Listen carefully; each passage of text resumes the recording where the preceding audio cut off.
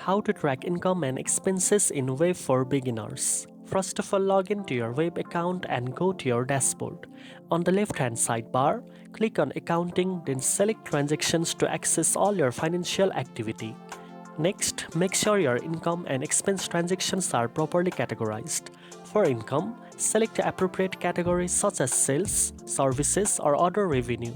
For expenses, choose categories like office supplies, utilities, or travel.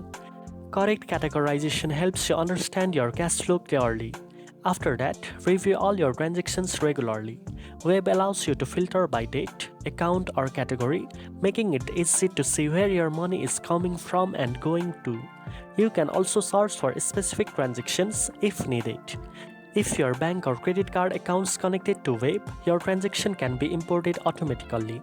By regularly tracking your income and expenses, you can generate report, monitor cash flow, and make smarter financial decisions for your business or personal finances. Now you know how to track income and expenses in Wave for beginners. If you found this video helpful, don't forget to like, share, and subscribe for more finance tips. Thanks for watching, and I'll see you in the next one.